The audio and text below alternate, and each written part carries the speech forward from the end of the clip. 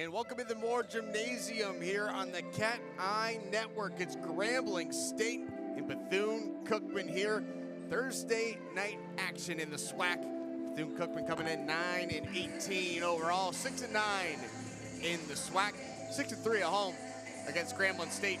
Coming in, the visitors 11-14, 8-6 in the SWAC, and 5-10 on the road. Hello everybody, my name is Kenny Scherlinger, here with Sabrina Petit-Home, alongside our tremendous CatEye Network crew. And Sabrina, this one should be a good one.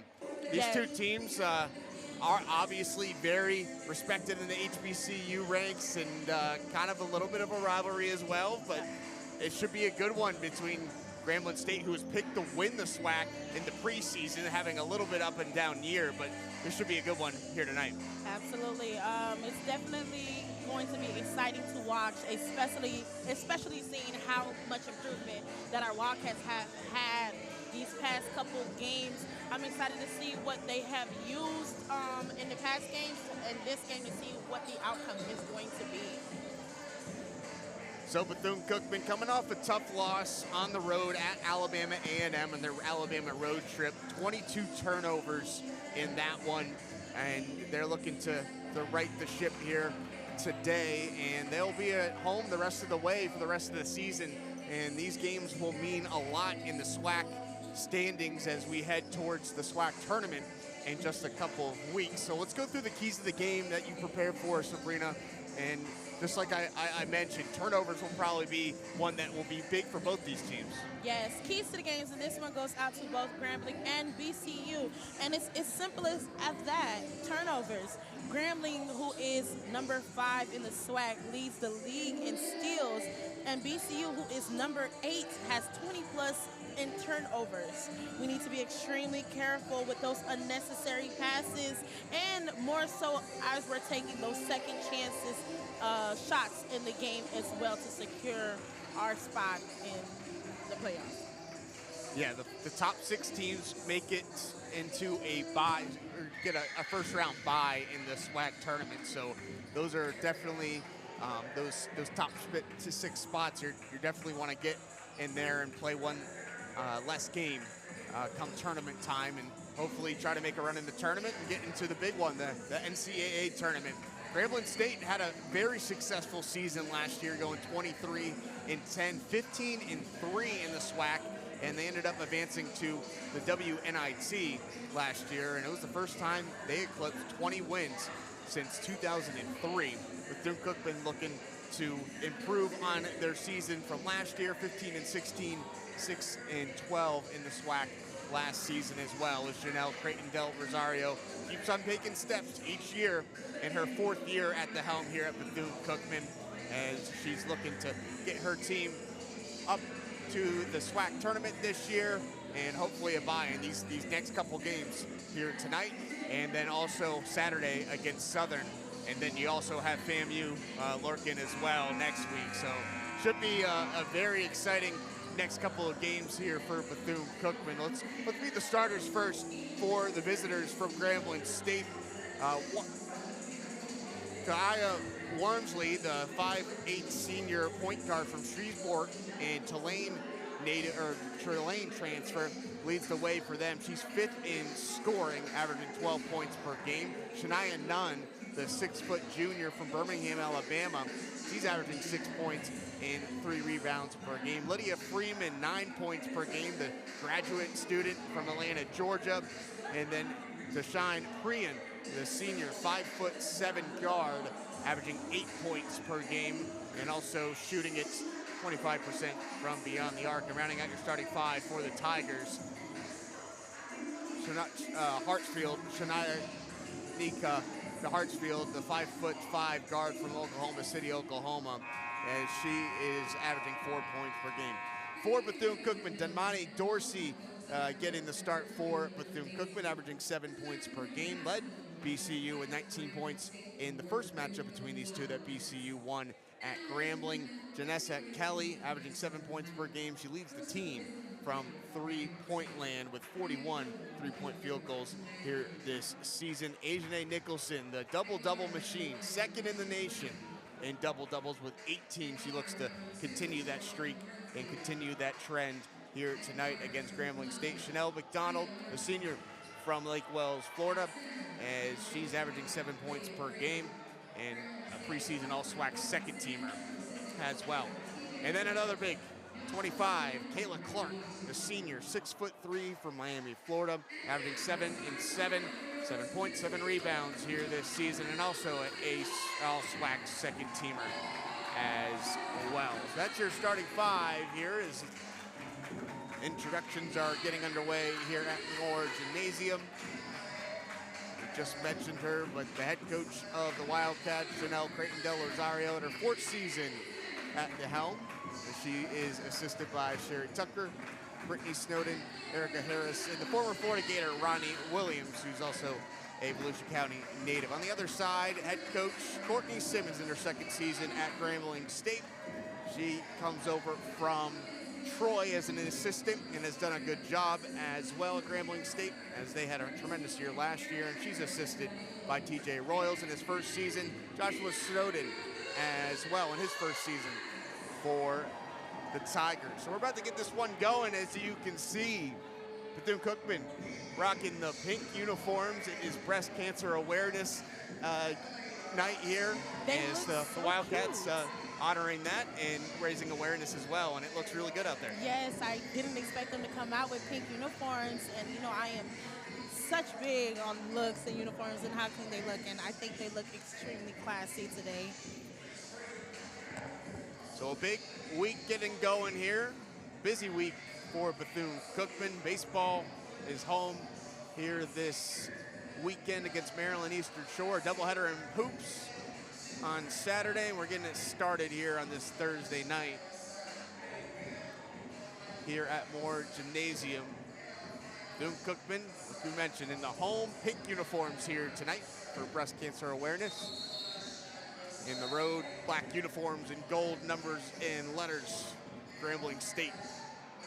Here in should be a very tight and contested matchup here. And we'll see how it plays out here, Sabrina. As you went through the keys of the game, we'll check in, keep on checking in on that as it goes on. But a tremendous night of basketball here in women's hoops in the SWAC about to get underway. It's McDonald and Nunn will tip it off here for both these teams at center court. Underway as Bethune-Cookman wins the tip, but whistle here. I think we're gonna get a re-jump. Oh, it looks like it's still Wildcat ball. So the ball's gonna stay with the Wildcats. They win the tip. They'll get it on the sideline here. Wildcats move it left to right here to start this 1st quarter. As Dorsey brings it across the timeline. It's gonna be a very pesty Grambling State defense as they get their first steal of the game. Coming the other way is Priyan as she goes up and lays it up and in for the first bucket of the game. Now, Kenny, we talked about this earlier about, you know, one of the keys to the game is those turnovers, and we see that Grambling is popping out with a press to ensure that we get one of those steals, but Ajane coming with delay as usual. Nicholson left alone there for the answering bucket for Bethune-Cookman to tie it up at 2. Yeah, like you mentioned, this Grambling State team very active defensively, leads the SWAC in steals. Bethune-Cookman has struggled of late, 20-plus turnovers in the last 3 games. As that is a whistle that's gonna stop play momentarily. It's gonna stay with Grambling State out of bounds on the baseline. I'm really excited to see how the Wildcats are gonna be using their defense against Grambling, because they do run a mean press. They go down low, and Freeman gets that one to go. I think Freeman is going to be the key to them winning the games for Grambling this game. Full court pressure from Grambling State. Bethune-Cookman breaks it. Nicholson goes up from the right side, and she lays it up and in. She is definitely coming back for the double-double for this game as well. She's been on a roll this season. Back-to-back buckets for Nicholson. Here's a long 2 that rattles in for Grambling State and Hartsfield. Not really seeing a specific defense being ran by the Wildcats as Grambling is here on offense, but we'll see as the game starts to get a little bit more intricate. Jumper in the left corner, and we're back-to-back baskets here as McDonald gets it to go. You did say earlier in this game, Kenny, that this was going to be a great matchup, and I am agreeing with you so far. Both these teams can't miss. At all. Well, let's not say too much. Wormsley tries a three. There it goes. And that one's off the back of the rim, out of bounds, and it will go back to the Wildcats. That's her first miss of the game. Both these teams coming out the gate. They're a perfect 3 for 3 from the field. Something positive I do want to go ahead and mention is how poised that the Wildcats have been playing. I know it's only been so much into the first half, but coming from the different games that we've been seeing them play, you know, with them having a rowdy start, they have been so, you know, regardless of them, they've been playing peaceful. Dorsey couldn't get that one to go, so here comes Grambling State the other way. Still not seeing a specific type of defense for the Wildcats being played. But that one's no good. Ball was batted around in the paint, jump ball. And the possession arrow will keep it with Grambling State on this end of the floor. I'm loving seeing everybody jumping for the rebound, so that's one thing that we want to see. Even if there's no defense being played, at least everybody is jumping for that ball. Ariana Mosley's gonna come in for the first time for Grambling State. She checks in. They go down low, jumper's no good, and Mosley's gonna get fouled and go to the line for 2 shots on the rebound. We gotta be careful with being in foul trouble this early in the game. That's the first one on Nicholson, so she'll have to be careful here. Yep. Nicholson, obviously one of the star athletes here on this Bethune-Cookman squad. Transfer from Alabama A&M. The first free throw of the game is good as Mosley knocks it in. She shoots it 60% from the floor, or from the free throw line this year. As a team, 65% for Grambling State at the line, and she's 2 for 2 there, rolls that one in to give Grambling State the 2-point advantage. 8-6, 7.5. That pressure. BCU had trouble getting it in. They do with the last seconds for a violation. One thing I can say is that we do know how to break a press, even though we don't know really how to run one. And we're gonna get a 10-second violation turnover as Grambling looked like they're gonna come up with a steal anyway. So with 7:22, it's gonna go back to Grambling State here, checking back into the game after taking a quick breather is Freeman. She's gonna come in for Alyssa Phillip.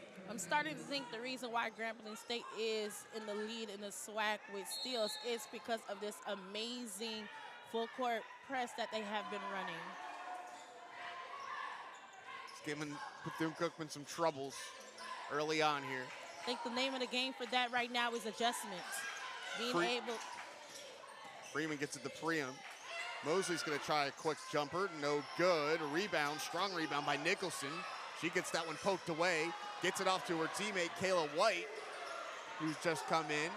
They get it across finally here, and even on the turnover, Grambling State with the full court pressure there. Now you see Grambling State is running a 2-1-2, falling back down into a 2-3.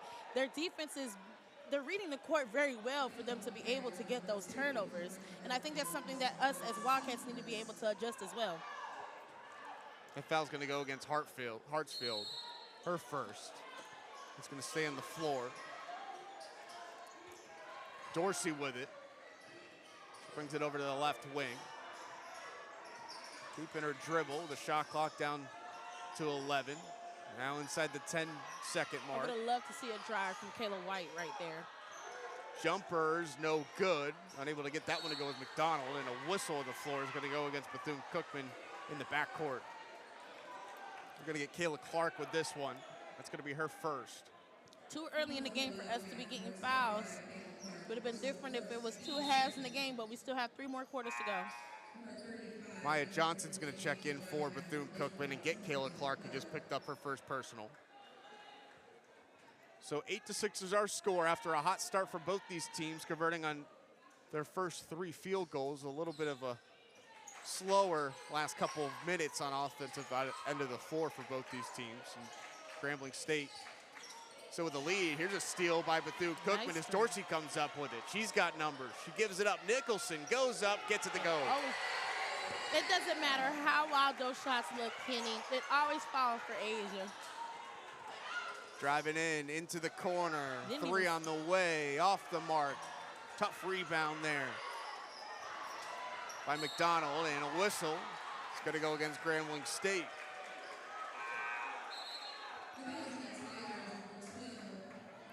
That foul's going to go against Wormsley, her first. I think we're kind of 2 for 2 now for each team. 2 fouls for each team, yep.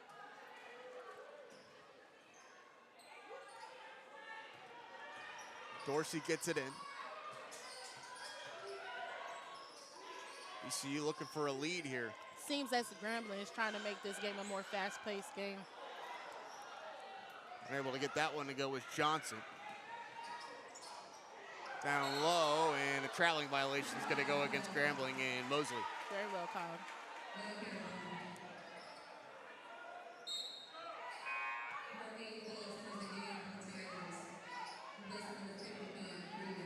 Grambling's going to get to the bench once again. Alyssa Phillip checking in. Also, Bethune-Cookman's going to bring in Kayla Clark.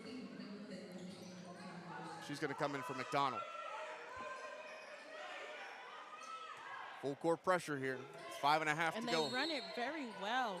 I just really want us to be able to adjust, maybe run it for ourselves or break it.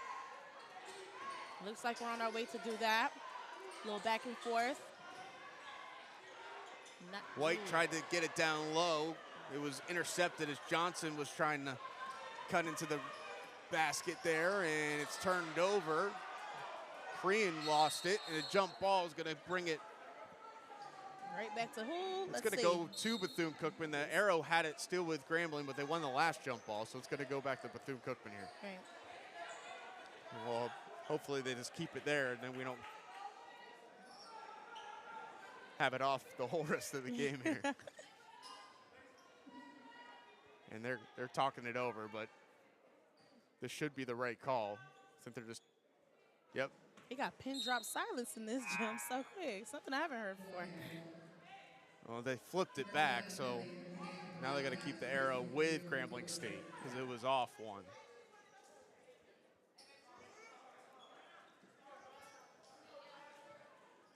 Oh, something's going on Players right there. hit the floor under the rim, so they just want to wipe that up, make sure Putting the nobody sweat up. loses their footing down there. All right. I think this just gave them enough time to run a press, which is not an advantage for BCU. This is exactly what they wanted, to have them pushed all the way to this side of the court. And a whistle there as Clark was hit on the arm. It's a good call.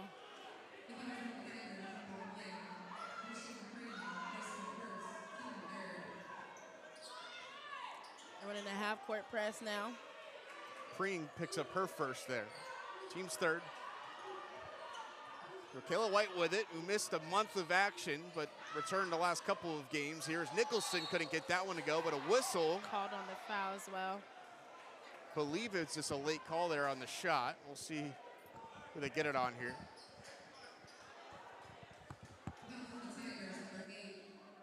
So Phil's gonna pick it up. That's her first, and that's gonna send Nicholson to the line.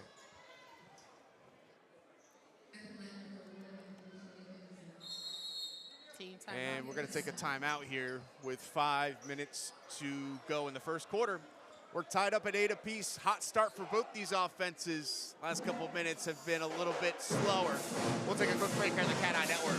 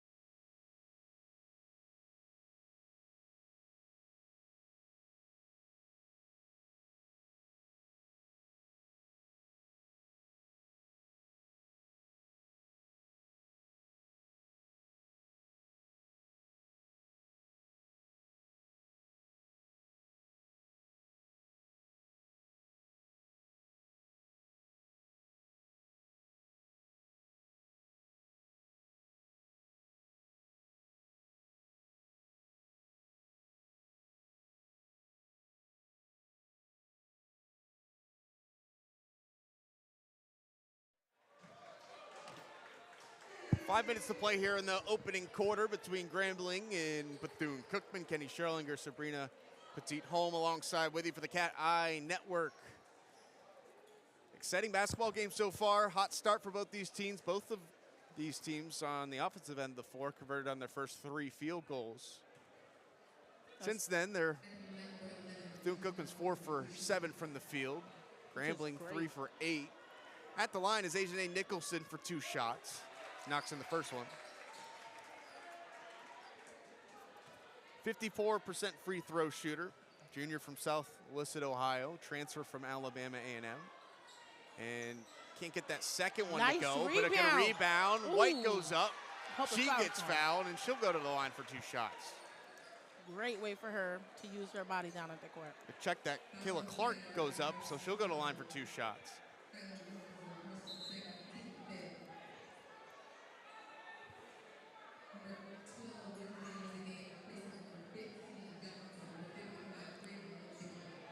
Very excited to see BCU play. Such improvement towards the end of the season. Everything that they learned in all these past games that they've been able to go through, you know, it being applied. Clark kicks the first one. Give Bethune-Cookman a 2-point advantage. It's their first points of the game. Johnson for Grambling picked up her first personal. She exited the game, and Clark knocks in both of those to give the Wildcats a 3-point advantage here. Under 5 to go. Seems as if we're trying to press now, but Grambling's just way too fast for us. Splitting the defense and getting the foul was Prian. Showed her speed there with the basketball. A method to the madness, Kenny. I think that's what they call that one. So Prian's going to head to the line. She's a 65% free throw shooter. Senior from Boynton Beach, Florida, playing in her home state. First one up and away, and it is good. Prian standing a little bit farther back from the line and a little bit off to the left. I was definitely trying. I was peeping that one. She wants a little bit longer of a 3 throw, and no problem for her. She knocks both of them in. Yeah, it might be her little sweet spot right there. Definitely going to keep my eye on that throughout the game. She gets fouled. She's going to take a breather. Full court pressure here. We'll see that a lot here from Grambling State. Like we've mentioned, they lead the SWAC in steals, 13 per game. We get it in the middle there. Clark drives. Nice kicks drop it to Nicholson. Back to the top. White's going to reset it here. Back to White. Almost lost it. 8 seconds left on the shot clock. Clark puts it on the deck. Nice. Spin, goes up. Can't get it to go. Nice move there to get. Great way to use her body though. Get some space. Her being at the top of the key is something that I usually wouldn't see, but you know, we have Amaya who works the post as well now. Phillip couldn't get that one to go. Here comes Bethune-Cookman in some transition offense. White pulls up from the elbow. Too strong. Out of bounds. We'll go back to Grambling. This is where I'm hoping that we can get that poisonous back into the Wildcats because, you know, they were playing level-headed, not making those unnecessary shots. Those are really important to this game right now and the trajectory of how it's going to go. Dorsey comes back in for Bethune-Cookman here, under 4 to go. 1-point advantage for BCU.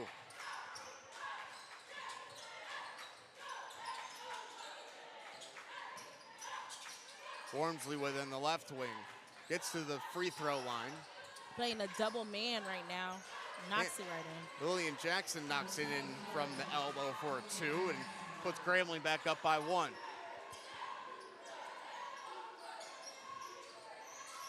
They get in the middle to Clark. That's how you break the press there. Feed it down low. And the pass was a little bit too high for Clark to get that one. I think we have to read the court a little bit better as well. Those shots right there, those are important. Great job from Amaya, though. So Maya Johnson's going to check out. Back into the game with Chanel McDonald. Nice steal. Stolen away. Clark all alone, and she'll lay it in. Perfect. gave him too much time, and you know the Wildcats are going to pounce. She baited her a little bit into that as well. Yeah. I don't know. I think I really like seeing Kayla Clark playing that top of the key. Yeah. You know, it's not really, you know, often that we do see her at that top, but she is dominating right now. Into the corner. They kick it out. Yeah. Wormsley, leading scorer for Grambling with the basketball.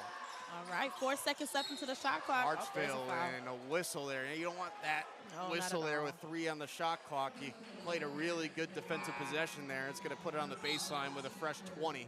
Definitely got to be able to keep them going. They've been doing such a great job right now with defensive. Since Kayla Clark is at the top, we need to be able to secure that post position on the bottom.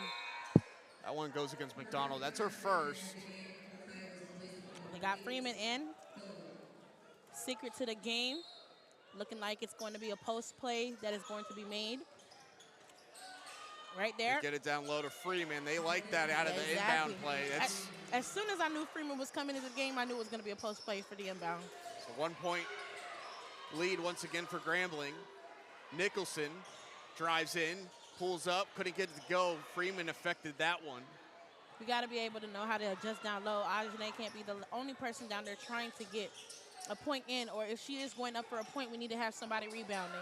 Into the corner, Mosley knocks it in for 3. 4-point advantage now for Grambling State. Kelly gets it up ahead. Now to Dorsey, top of the key. Under 2 to go in the first quarter. Watching that baseline, we have Freeman down low, so they have to be able to make themselves another pocket. Use that body, Kayla. Clark gets triple team, quadruple team there, passes it out, 3 on the way, no good. Nice rebound from Kayla Clark down low. Puts it back up, and that's what we are looking for. So excited. I'm so excited. Kayla Clark gets that one to go. Got a little out of hand. I'm just really excited whenever a post player uses their body like that to go up for a rebound, because that's what we're looking for.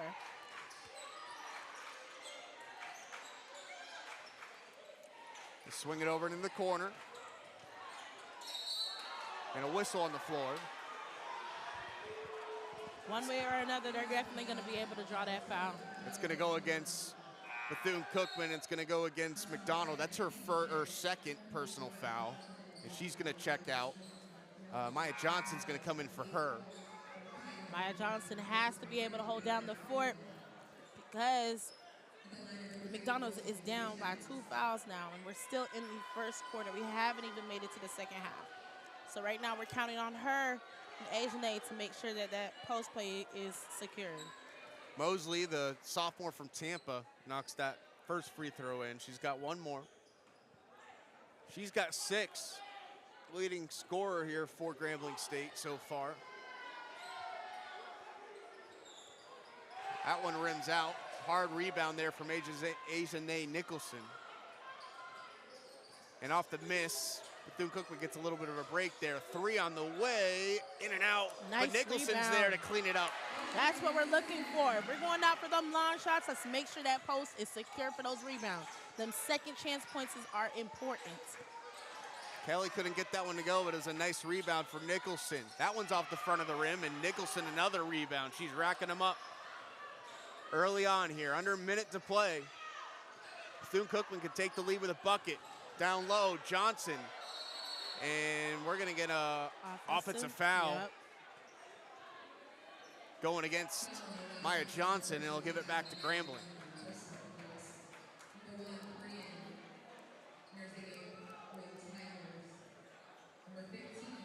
So Johnson's gonna come out. That's her first personal.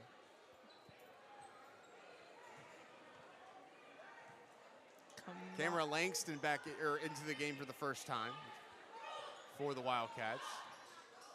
In a 2-3 defense. Top of the key, 3 on the way. Too long strong. Rebound though, and laid up and in by Alyssa Phillip. I definitely believe that Grambling did have a method to the madness. They were able to get some of our post players in foul trouble. It's turned over. Freeing all alone, and she lays it in. Playing the long game. And that's going to end the first quarter here. Some big buckets at the end there to give Grambling the 5-point advantage at the end of one here in Daytona Beach. Back and forth matchup. Stay with us. This one's going to be exciting the rest of the way here on the CatEye Network.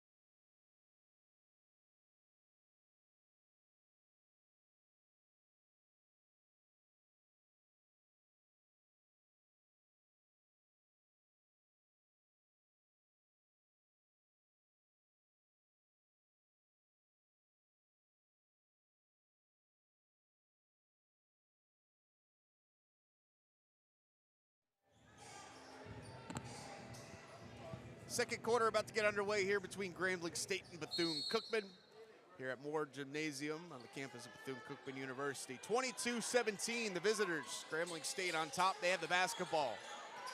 Here to start it off. Getting some space, hitting the baseline and going up and in is Shania Nunn for a 7-point lead now for Grambling State. It's a great power move. And a whistle on the floor as Nicholson went down hard. This is going to go against Zariah Johnson. That's going to be her first. Her second. Johnson picks up her second. And looks like she's going to get subbed out as Mosley will come in for her.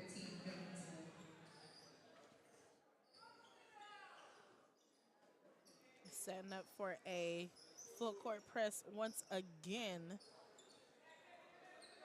The largest lead of the game here for either team. 7-point advantage here for the Tigers.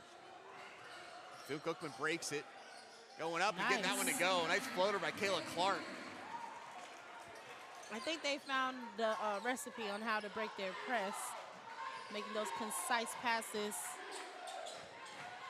5-point advantage, 3 on the way, too strong. None couldn't get that one to go. Way to black out for the rebound as well, too. Damani Dorsey with it. Tough defense by Mosley. Dorsey gives it up to Nicholson. Into the corner, it's tipped out of bounds, off of Grambling. These are those passes that we talked about earlier about those turnovers. Sometimes they're not going to be able to work. That could have been a steal easily. Sharonica Hartsfield got her hand on that one. So with 9:01 to go, Bethune-Cookman trying to cut into the 5-point deficit. Clark, she's going to try a jumper. Too strong. Nicholson with the rebound. White will pull it out, and they swing it all the way around to Dorsey.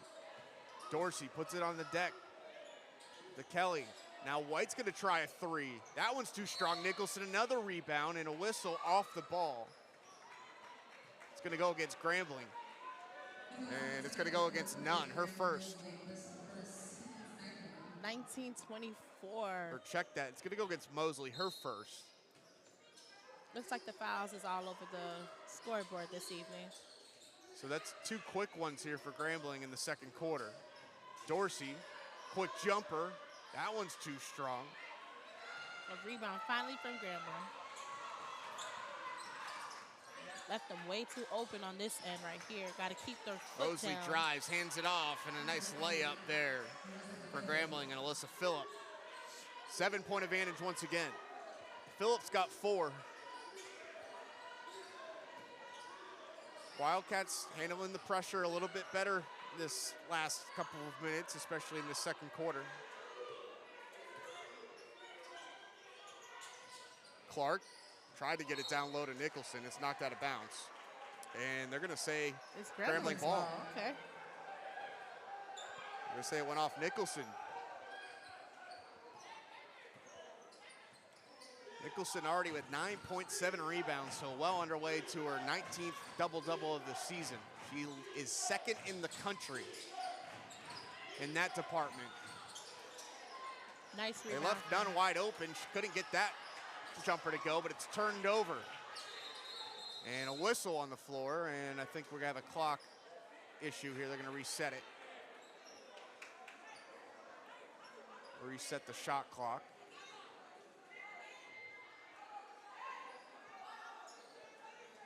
Bethune-Cookman did have possession on that after that bucket, or after that missed shot.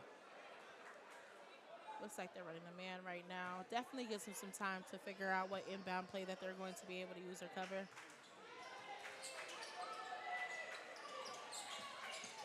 Nunn with it, gets some space, couldn't get that one to go. Phillip, that one's no good. Nunn back with it. Now another jumper is good. It's rolled in by Irina Mosley, and a 9-point advantage, and timeout on the floor by Bethune-Cookman's head coach, Janelle Creighton-Del Rosario.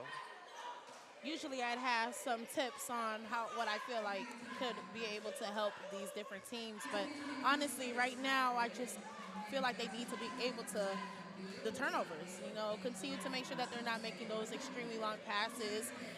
They are going up for second chance shots, so right now, I think they're doing pretty great. We just got to get our momentum back. We'll take a quick break here. 7:27 to go in the second quarter. Grambling State up 28-19 on Bethune-Cookman. We'll be right back here on the CatEye Network.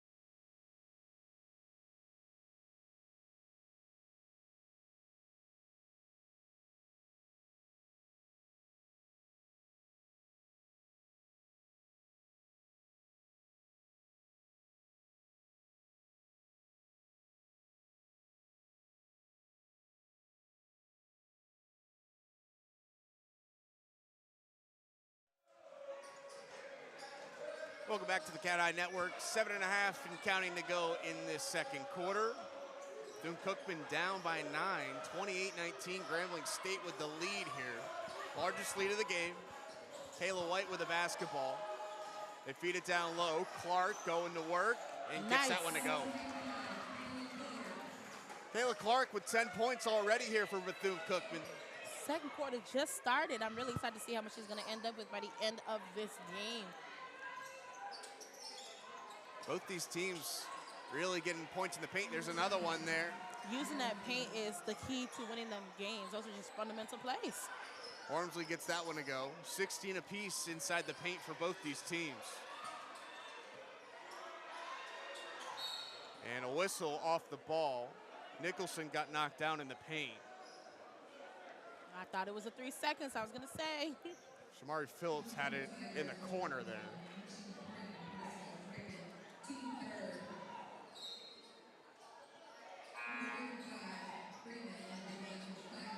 Freeman coming back into the game. That foul went against Prian of Grambling State, her first.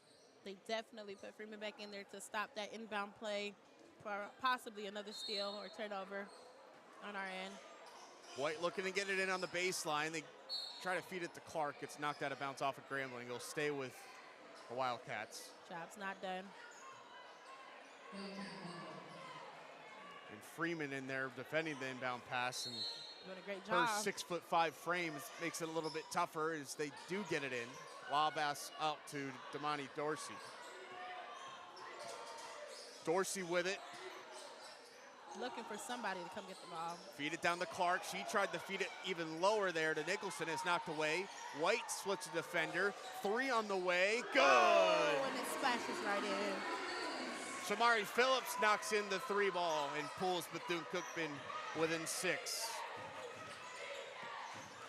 It's Phillips' first points of the game. Wormsley with it. She pulls up for a quick jumper. No good. Ball ratted around and into the hands. Second chance opportunity here for Grambling. Mosley down to Freeman.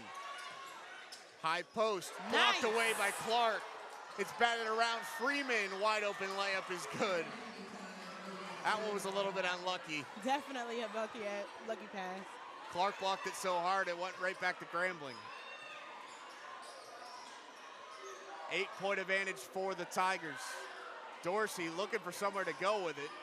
Nobody's moving, looking for somebody to move. Still with the basketball. Feeds it the high post to Clark.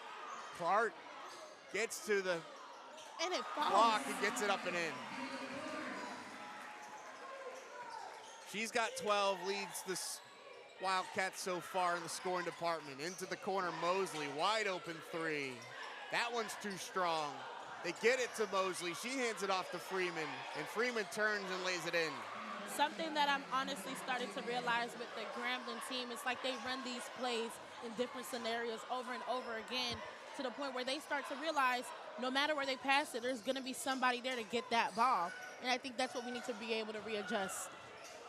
Freeman's got 8.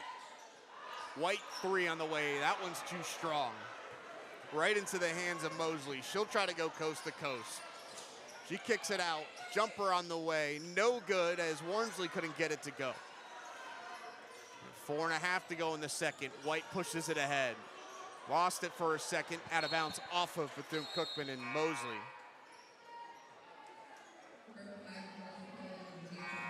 Kelly's going to come in for Bethune-Cookman as well as Langston.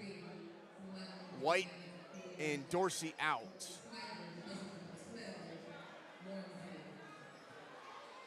Nicholson's going to inbound it on the sideline here. 22 seconds on the shot clock for Bethune-Cookman here. 34-26, 8-point advantage here for Grambling State. They've led it by as much as 9. It's been a really close game throughout this first half. Another 3 is good. Shamari Phillips heating up from beyond the arc. She's got 2 of them. Getting really excited. Cuts it to 5. 4 minutes to play in the first half. I definitely really want to touch base on how poised they have been playing this well, too. Level-headed. Hartsfield drives. 3 on the way, and they answer it right back. Salat gets it to go. Are we playing a mirror version of ourselves, Kenny? Do you think? Halima Salat gets her first points of the game, and that's back to an 8-point game. High post. Kayla Clark gets that one knocked away. Hartsfield with it. Tries to go coast to coast, and a whistle. Good defense there by Bethune-Cookman and Janessa Kelly, the freshman. Did not give up an easy layup there. That's her second, though. She's going to have 2 personals, and she's going to get checked out. Damani Dorsey back in. Up and down we've gone. Both these teams really getting up and down the floor.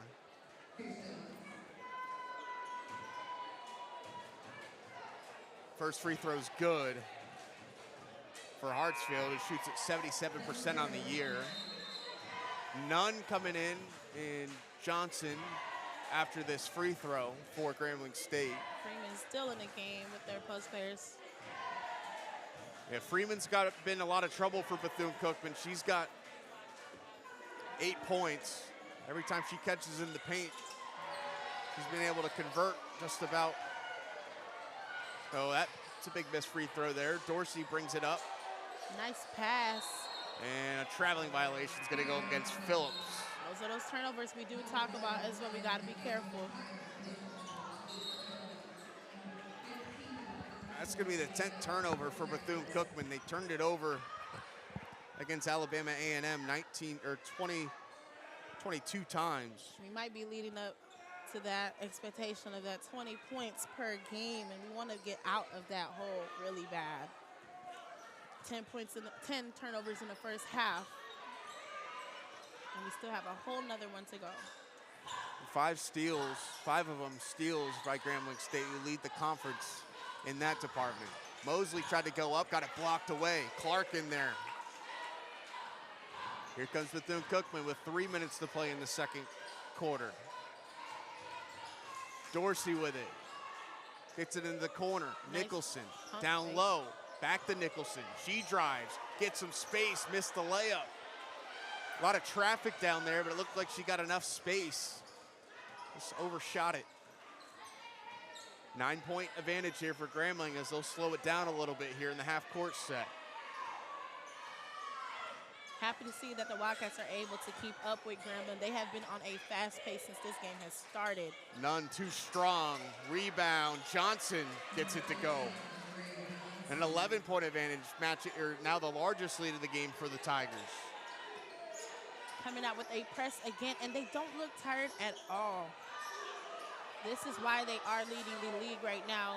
Well, the SWAC more specifically in steals. 2 minutes to play, 15 on the shot clock for Bethune-Cookman, down by 9, or down by 11 here. 40-29 is our score. Nicholson, high post. Got that one knocked away, stolen away. Ball's kicked out of bounds, and trying to get some space there was Wormsley. But she couldn't catch up to it. It's gonna, they're gonna call a Grambling ball. Yeah, Grambling ball because it's a shot clock violation going against Bethune-Cookman. They say nobody got possession of it and the shot clock expired.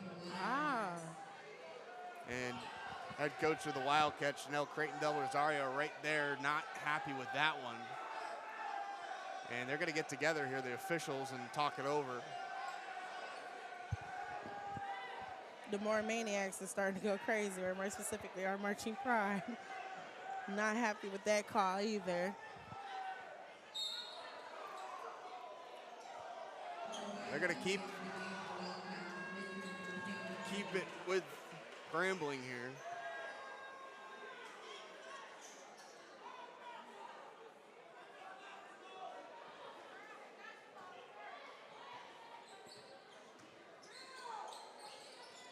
So the Tigers back with the basketball, up 11, their largest lead of the game, and a whistle is going to go against BCU. They're going to get it on Kelly.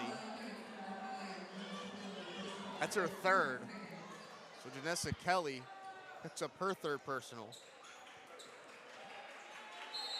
Kayla White quickly up off the bench. Looks like she'll check in, but after the next whistle. And another whistle. This foul's going to go, I think it's going to go against Kelly again. We have to be careful in foul trouble. And it will. That's her fourth. Back to back, and they tried to get White off the bench quick enough to get in before that play resumed, and that is costly there as Janessa Kelly's going to sit for a few minutes now. Yeah, I don't think we're going to see her until end of third quarter, possibly fourth, unless we really need to get those three-pointers up. Under 90 seconds to play. Good defense there. White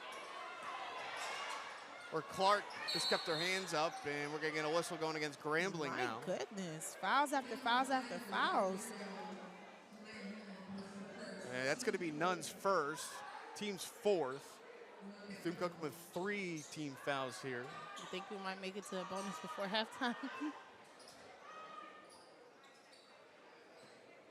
Bethune-Cookman was good in that category up until the last couple of minutes. 2 quick ones. And as they get it to White, caught a football pass there to get it to Asia Nicholson, who lays it up and in. Much needed bucket there for Bethune-Cookman. They needed it, and they pull within 9. Before that, they were scoreless last three minutes. Bringing in Freeman, so you know they're going to play a post play. And a whistle, timeout on the floor. It's going to be a timeout taken by Courtney Simmons, the head coach of Grambling State. He wants to talk it over. This game has been up and down for the most part, but the last couple of minutes has been a lot of fouls and a lot of dead balls and whistles here in the last couple minutes of this first half. Bethune-Cookman led by Kayla Clark's 12 points. She's got 12, 5 for 7 from the floor, 2 for 2 from the line. She's got 5 rebounds as well. Asia Nicholson has 11 points already and has 8 rebounds, so she's 2 away from her 19th double-double of the season. Now the other side of the basketball, a little bit more spread out points-wise for Grambling State. Freeman's got 8. She's 4 for 4, perfect from the field, because every time she catches it, she's only a couple feet away from the rim, so she's been able to turn and catch. Mosley also has 8. Turnovers has been big here, as we hit on it in the pregame, keys to the game. Grambling State likes to turn over their opponents, and Bethune-Cookman as recently has turned it over a lot. They have 11 turnovers in this first half. Grambling State with only 4. 5 of those turnovers have come by steals by Grambling State, who lead the SWAC in steals. So that resets it for you if you're just tuning in. We've been back and forth. Grambling State has kept the lead, though, in the last 10 minutes or so of play. They've led it by as much as 11. They had the basketball here under a minute to play. Down low, they try to feed it to Freeman, and the whistle, I think they're going to get 3 seconds on Freeman there. Okay, got to be able to wash our feet. Those are the turnovers we don't want to be able to use. Running the press again. And Freeman's going to check out. Phillip back in.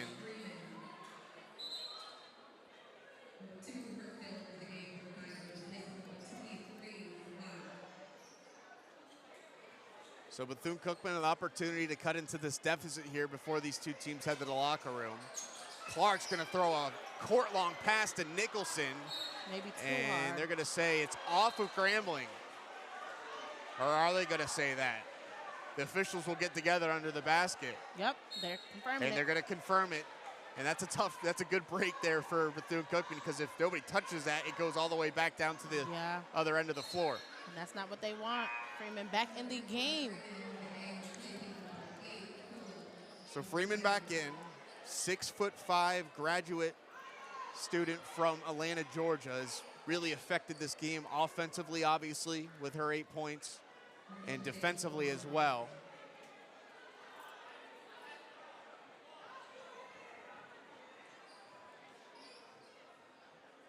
They're going to sort out the clock here. I think they're going to run maybe a couple tenths of a second off the clock, or because it was touched. They're going to reset it to 46.9. So we're ready to go here.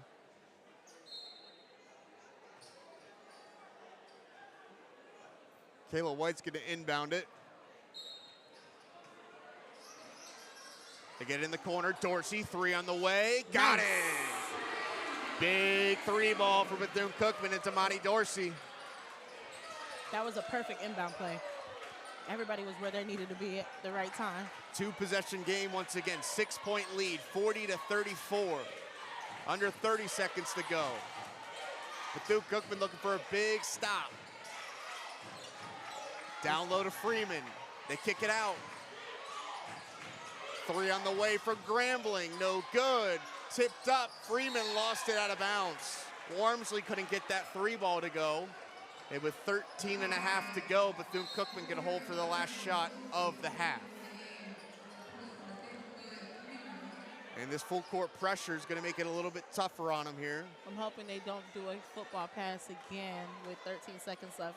You got plenty of time. You just got to be mindful. They do get it in. White gets it across with 10. Over to Clark. Clark drives, gets to the block, fadeaway jumper, it's good. She is on fire today. That's gonna end the half, and Kayla Clark ends the first half with 14 points, and her biggest bucket of the game comes in the last couple of seconds in the second quarter to cut it to a 4-point deficit for Bethune-Cookman. They trailed it by as much as 11, so that is a big run there in the last few minutes there for Bethune-Cookman to only be down 4 in the locker room. Absolutely a huge improvement from the women's basketball team here at BCU. Super excited to see what's more to come for the second half. Less turnovers, I hope, and hopefully to see more steals from Grambling on their sake as well.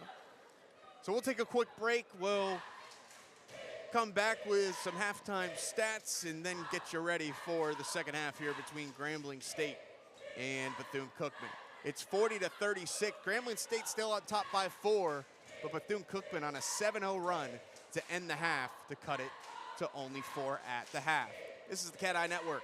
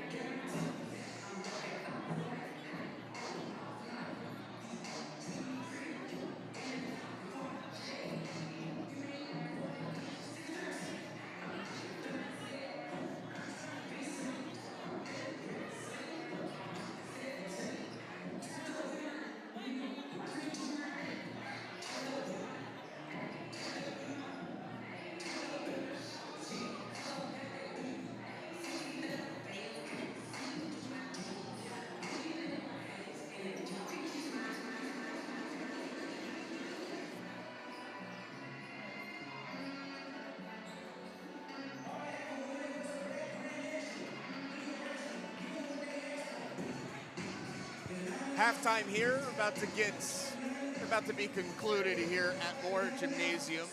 About 3 minutes before we tip off the second half here between Grambling and Bethune-Cookman. 40-36, Grambling with a 4-point advantage. They led it by as much as 11 in that first half, but a 7-0 run by the Wildcats cut that deficit for Bethune-Cookman to 4 in the locker room.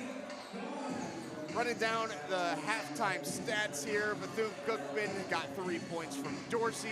Nicholson had 11 points, 8 rebounds. McDonald hit a 2 and also has a rebound and an assist. Clark led the way for Bethune-Cookman with 14 points. And Shamari Phillips hit 2 big 3-pointers. She's a perfect 2 for 2 from the floor. And both of those coming from beyond the arc.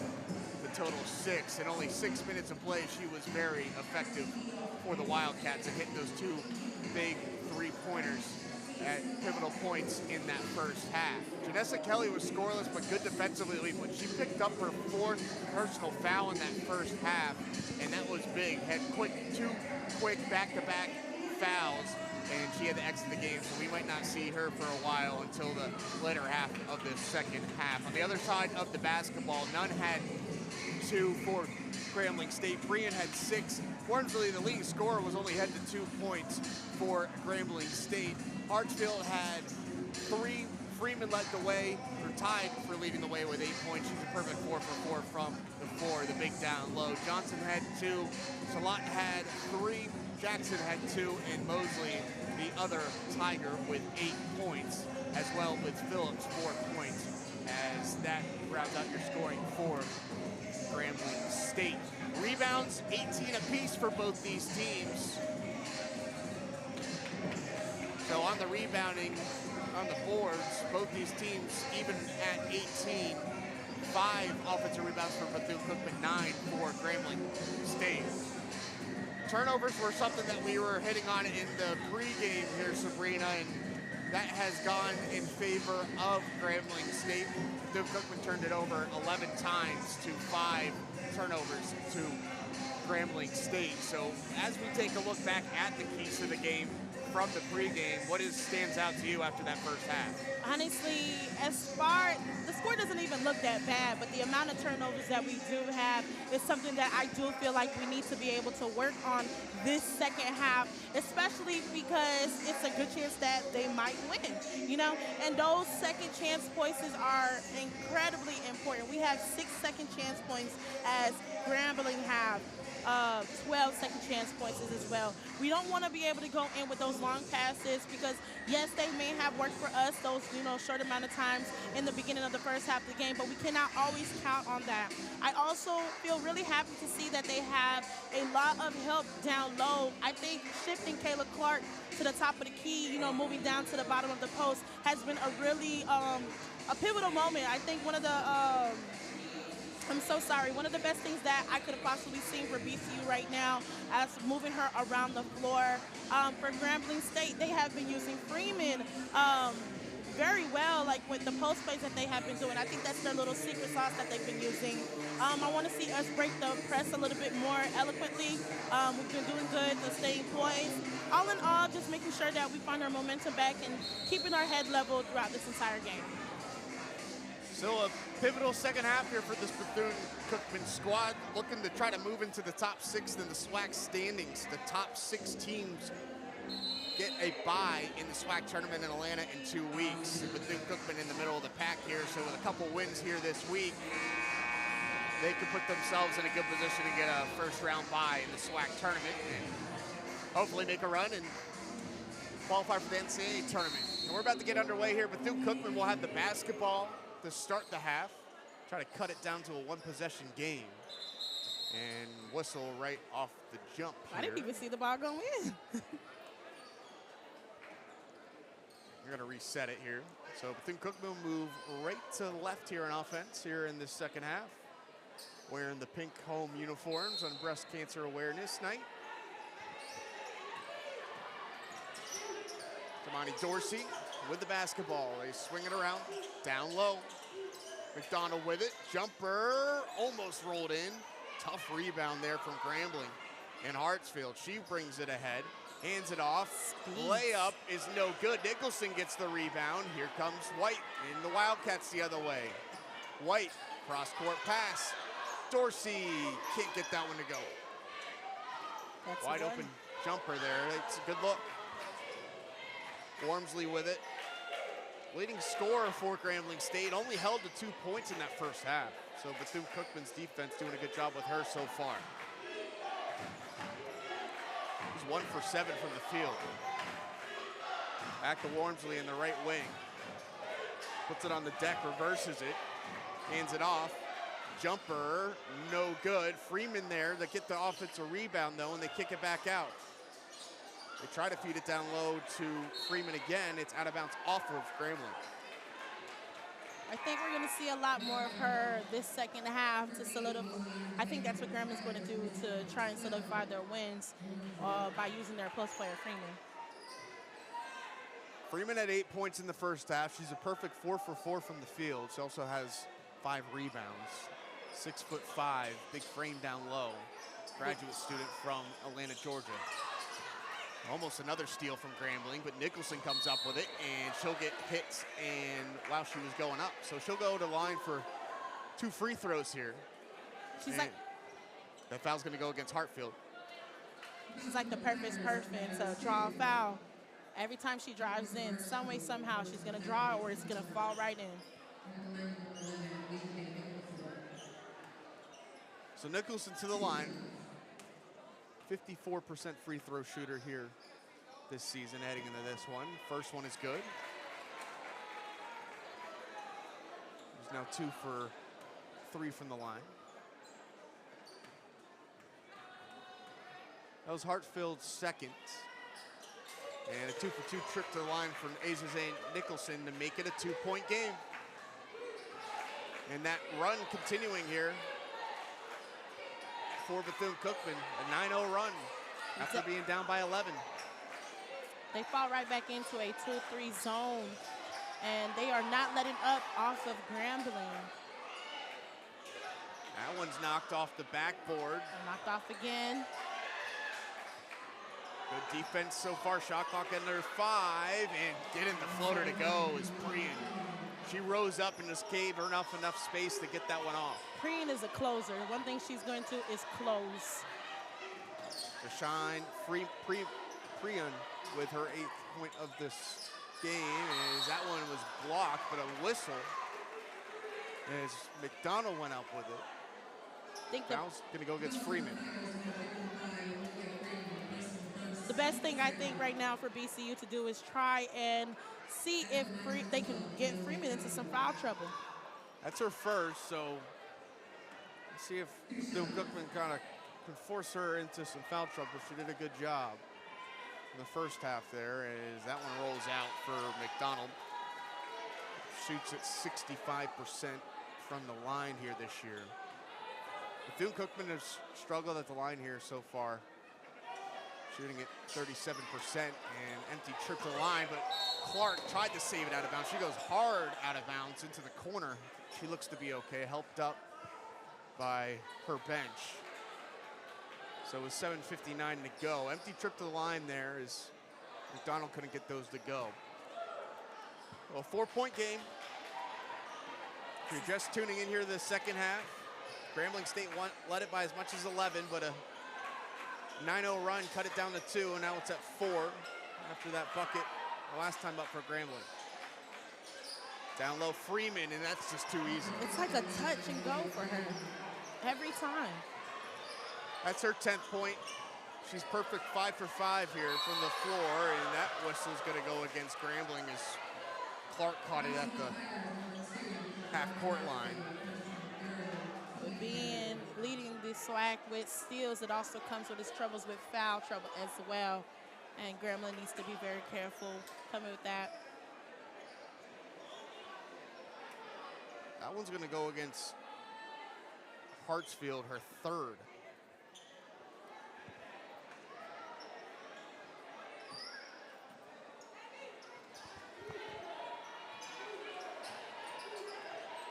Veronica Hartsfield with her 3rd personal foul. She'll stay in.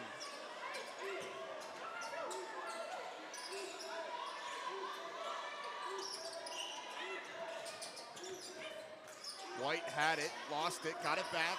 Now in the corner, trying to get some space. McDonald traveled with it.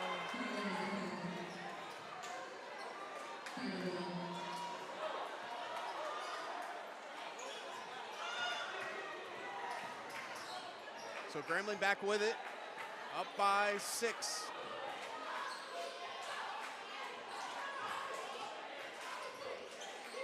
Down low to get it to Nunn. She goes up, short, couldn't get it back, and a whistle off as the rebound was getting battled for, and it's gonna go against Bethune-Cookman and Kayla Clark. She does not like that call. That's her 2nd. Okay. I was just looking at the stat sheet to see what number she had. It's the first foul of the 3rd quarter for the Wildcats. And head coach of Bethune-Cookman, Janelle Creighton Del Rosario, not happy with that one either. And they got that in the shooting motion, so Nunn's going to the line for 2 shots. First one's good.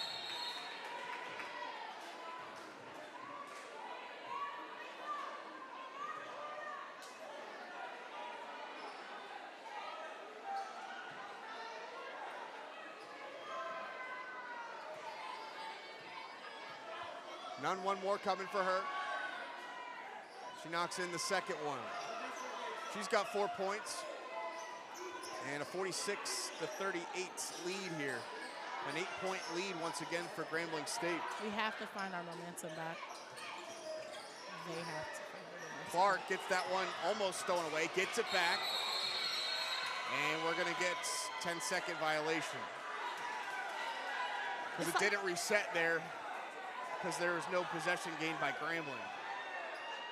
So that full court pressure, like you've mentioned, given Bethune-Cookman troubles here. They're very strategic on how they run it. If they don't get a steal, they're gonna get that 10 seconds. This is the 2nd time it's happened throughout this game. Wildcats have been scoreless last 2 minutes and counting here. 6-0 run by Grambling State after Bethune-Cookman went on a 9-0 run. It started in the first half, bled over into the second half here, but Grambling getting back control of this one. Crazy passes right now. Brian feeds it to Freeman, and she missed it. Nunn goes up, can't get that one to go. She comes up with it again, almost stolen away. And they're gonna reset it here in the half court. That was Freeman's first miss of the game. Yep, she was going for a 4. Archfield, stop and go to Freeman. She'll turn for a jumper, and she rattles that one in. Herself. Missed her first one, just shook it off and got that one to go. She's got 12. You literally can see her when she says, run it back. McDonald catches it, hands it off to Damani Dorsey. Wildcats need something on offense. Dorsey, long two. Too strong, or too short there. In transition, Mosley goes up, missed the layup. Rebound, though, by Prian. She'll pull it out. She'll go baseline. She goes up, can't get that one to go. Rebound by Nicholson. Here comes White Nicholson, 2-on-1 for Bethune-Cookman. She hands it off to Nicholson, out of bounds off of Bethune-Cookman. White thought she had Nicholson there, but just a little bit of a sloppy pass. I think what happened was that Grambling was catching up with them a little bit. There wasn't enough space for her to make that pass into transition with that layup. She tried to drop it down to her, almost kind of like an alley-oop, but Yeah. there was just a lot going on down there and just ran out of space. Yeah, ran too fast. White's gonna take a breather. Shamari Phillips is gonna come in. She's a perfect 2 for 2 from beyond the arc, so maybe a spark here could be coming for Bethune-Cookman from beyond the arc with Phillips in. This is exactly what we need as well. 10-point deficit here for Bethune-Cookman.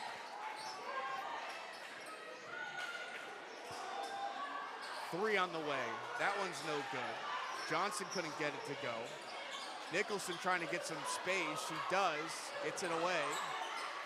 Now back to Nicholson. She goes up in a hard collision. It's gonna be an offensive foul.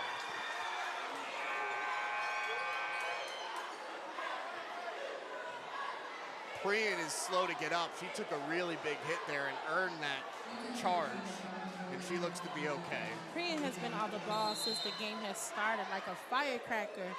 I'm gonna go ahead and give it to her. Outstanding player.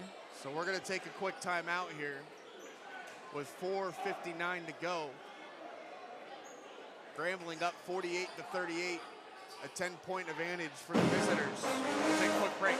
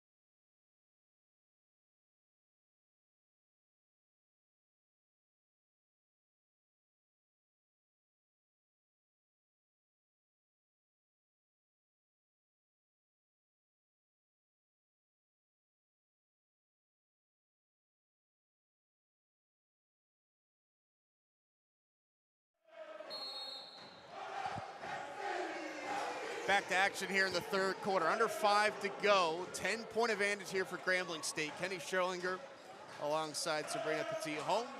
Filling in here for the voice of the Wildcats, Michael Trialo. Good defense there as Johnson couldn't get that one to go. Bethune-Cookman in transition here. Dorsey with the basketball in her right hip. Pulls it out. Bethune-Cookman looking for a bucket here. Going on 4 minutes of scoreless action for them. Grambling is not letting up as well. Corner, 3 on the way. Phillips couldn't get that one to go. She hit 2 in the first half. That one's too strong. Nice. Nice, batted away. It's stolen away by Bethune-Cookman up to Nicholson. Nicholson turns, almost travel with it. Saved the travel, but it's turned over. Baseball pass, knocked out of bounds. Saved, or no, it's not saved out of bounds. It's gonna be out of bounds off of Kayla Clark. She goes 150 miles an hour. That's the second time we've seen her dive out of bounds to try to save one. Yes, Asian A, I'm hoping that she is okay because that was a slip, almost. But I know that was a strain on her leg. I'm hoping she is okay. Yeah, she's gonna come out and get worked on by the athletic training staff here. I hope to see okay. She really just like did a split there trying to not travel the basketball. Did a good job with that, but just couldn't find an open teammate there. So back to action here with Grambling with the basketball and a 10-point lead. They try to feed it down low. It's stolen away. Nice steal from Amaya. Johnson comes up with it. Gets it to Dorsey. Dorsey up ahead. Langston pulls up for 2. Got it. Cameron Langston gets her first points of the game. She's been scoreless the last couple of matchups as well, so she gets into the scoring column. That's a big bucket there. This is exactly what the momentum that we need to get our fire back. Long three's no good. Long rebound into the hands of Dorsey. And a jump ball. Or nope, foul's gonna go against Grambling. And Zariah Johnson's gonna pick up the whistle. That's gonna be her third. It's like a whole bench transition right now coming in from Grambling. Keeping the legs fresh. Freeman back in the game. Ormsley comes back in. Prian is also in for the Tigers. Under 3.5 to go. And Bethune-Cookman almost went 5 minutes without scoring a bucket. Until that big bucket there by Langston broke the drought. They're down by 8, got the basketball back. Phillips thought about the 3. Dorsey, she's gonna pick up the whistle. This one's gonna be on the floor and it's gonna go against Doshan Prian. Kind of seems as Damani has been fighting for that foul the entire game. Watching her from up here on the bird's eye view. And that's the 5th team foul here in the third quarter as Prian picks up her second, or third, check that.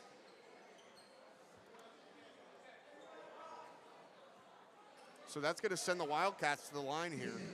And they can score some points with the clock not ticking, down by 8. Dorsey's first free throw, in and out. Tough one there. She shoots at 84% heading into this one on the year. Bethune-Cookman, though, is struggled a little bit from the line. A lefty trip there. That's their second time they've done that this evening.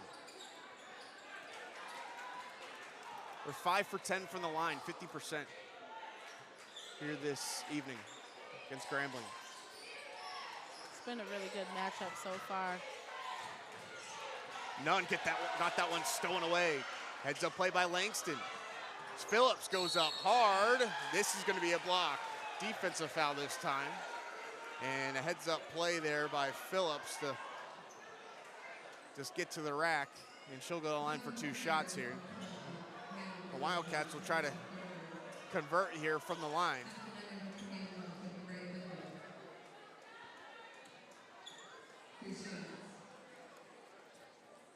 So Phillips heads to the line. She's got 6 points. Now she's got 7. Connects on the first one. Looking for 8 right now. Hoping she drops this next one. Had 2 3-pointers, big 3-pointers in the first half. And knocks in the second one. 8 points for her. She's come up big for these Wildcats when they've needed them. It's still a 6-point game, though. I know it feels very refreshing. Oh, almost a steal right there. Down low, Freeman turns. This rolls that one in, man. She just really, doesn't miss. really can fill it up. She's got 14 points. And has made all but one of her shots from the floor. That one almost stolen away. The clock ticking there, and another 10-second violation. As the Grambling State bench going crazy, you can tell that they feed off those. Yes, that's 3, and we talked about that. If it's not going to be a steal, they're going to definitely keep them there at that 10-second violation. That's 17 turnovers now for Bethune-Cookman. Checking out Maya Johnson, she's going to take a breather. Shamari Phillips also checking out. White, Dorsey, Langston, Nicholson, and Clark, your 5-4, the Wildcats. Good defense there. Nunn's gonna pull for a long 2. And a whistle off the rebound. It's gonna go against Grambling. Oh, okay. That's gonna make the Wildcats head to the line here, and that's gonna go against Wormsley, her 3rd. Asian at the line. So that's gonna send Asian Nicholson to the line. She's got 13 points, 12 rebounds, her 19th double-double of the season. Going into this one, she was 2nd in the country in double-doubles. That's not the conference, that's the country. Yeah. So that is definitely high praise there. And too strong on that one, back end of the iron.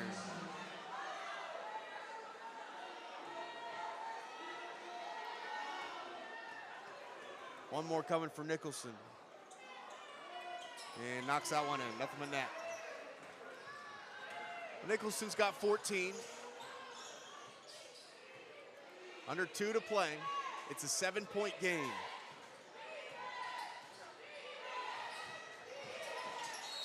And a whistle on the dribble there as Wormsley was trying to get some space. Foul was on Kayla White.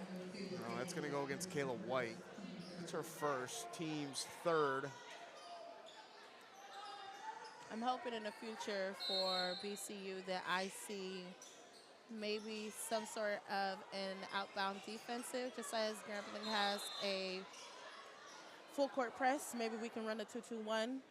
You know, not saying that they do struggle off the come up, but we want to make sure that we can maximize our fullest potential, their fullest potential. A whistle here. Damani Dorsey's tying up her left shoe here. Looked like she might have turned her ankle. She's getting up slow, and she's going to come out. Damani Dorsey's going to step out of the game. Dorsey's got 3 points. She's been very active. She's got 4 assists, 2 steals. So not scoring a lot here tonight, but has been a big factor in this one in hustle plays and distributing the basketball for the Wildcats. 90 seconds to go here in the 3rd quarter. Wormsley got cut off. Now Nunn, she drives. That one's in and out, and Freeman gets the rebound. Was close to a shot clock violation, but they got it off the rim. Nunn's gonna try again. Now to Wormsley. She's gonna try a long 3, and that one's nothing but net. Wow, I didn't even see it go in. And we're gonna get a whistle here off the ball.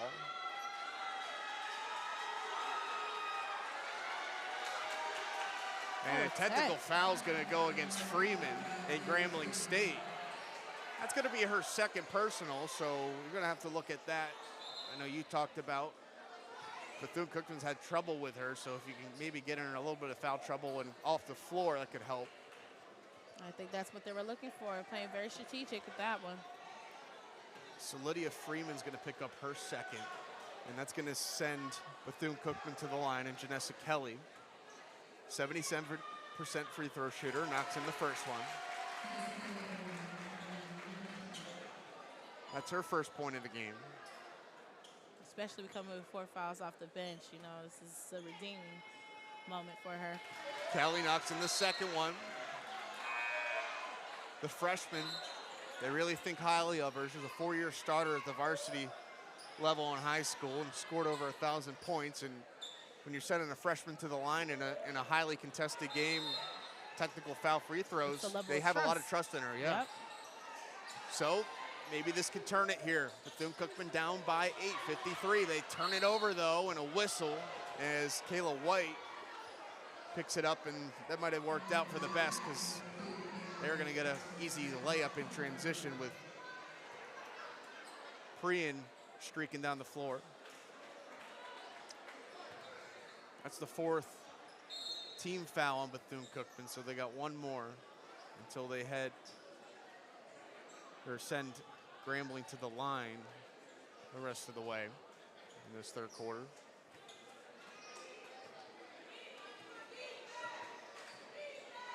(53-45).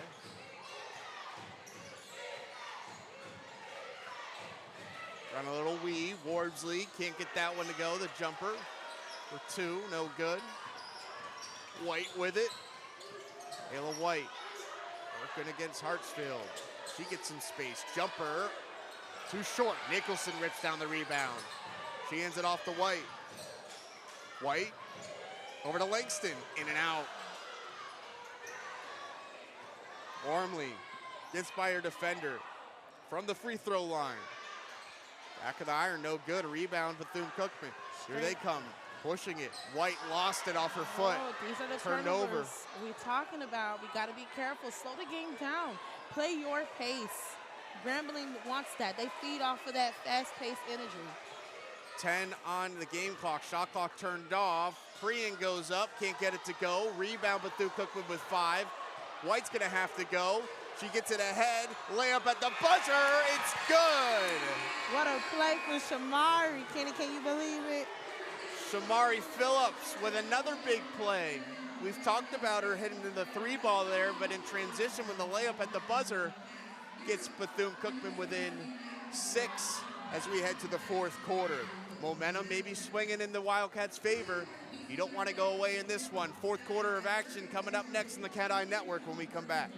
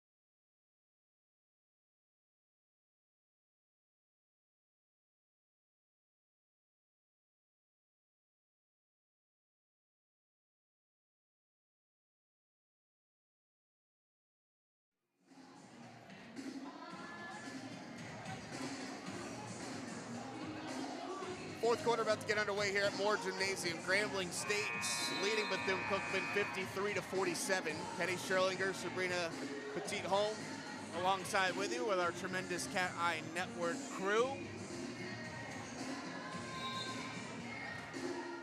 Wildcats trying to cut into this deficit. It's at 6 right now. They had a big bucket right at the buzzer. Shamari Phillips laid it up and in on a fast break to get some momentum going for the Wildcats on offense. You're gonna have to string together some defensive stops and some buckets here to pull back into this one. Grambling has led it by as much as 11. Last Wildcat lead was late in the first quarter. And a Oh. big three ball there, two, they're gonna call it, by Grambling and Hartsfield. Get momentum back in the hands of the Tigers. Full court pressure. It's been giving the Wildcats fits all night long. They do break it this time. Dorsey, who's back in the game after it looked like she rolled her ankle. A good thing, good sign to see her back. Clark, who drives, picks up the offensive foul. And a big collision there. Stepping up and making that play was Priyan. That's her second charge of the game, and she's taken a lot of hard contact there. Phenomenal player, I have to give it to her. She has been all on that ball from the moment they had to jump in the beginning. Oshan Priyan, the Boynton Beach, Florida native. About 3.5 hours south of here. 55-47. Cross court pass. Jumper. Wormsley couldn't get that one to go. Here comes the Wildcats. Damani Dorsey hands it off. Langston, she likes that spot. Can't get it to go. Freeman rips down the rebound. With 8.5 to go. Grambling in no rush here. I'm not at all. Sure they would like to take some clock down here in this fourth quarter, up by 8. That's turned over. Dorsey from the left side gets it down low, and Nicholson just lost it out of bounds. It was a nice pass, and Nicholson just lost it trying to go up and gather. A lot of traffic down there, but she wants that one back. Yes, we definitely just have to slow that game down. The same way Grambling is able to slow that game down, they need to be able to slow that game down and play their own game. Play BCU's game, just as Grambling State is playing Grambling's game. Priyan on the right wing. Moving around the perimeter, cross-court pass now. Long jumper, off the mark. Freeman's right there to clean it up. Every time. She's got 16, leads all scores in this one. I think she only missed one this entire game. She's 8 for 9 from the field. Clark splits the defender, and she traveled in the midst of splitting the defender. She does not like that call. Not happy at all, and I don't think I am either. A 10-point lead here for Grambling. Hartsfield hits the brakes, picks it up to Priyan. Priyan gets triple teamed, and she gets fouled as the defense closed in on her. And this whistle's gonna go against Cameron Langston. I have a theory. I think right now what Grambling is trying to do is slow the game down, so that we can force a foul on them. Elongate that gap that we have in between to ensure and confirm their spots to win. They don't really have to do much. They're in the lead. So why not slow the game down? They try to feed it to Freeman. She goes up, missed it, but she got fouled.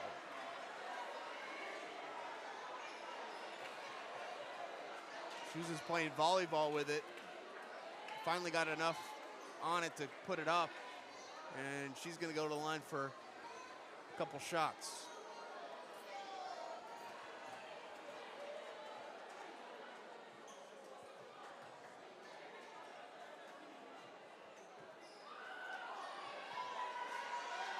First one away for Freeman, nothing but net.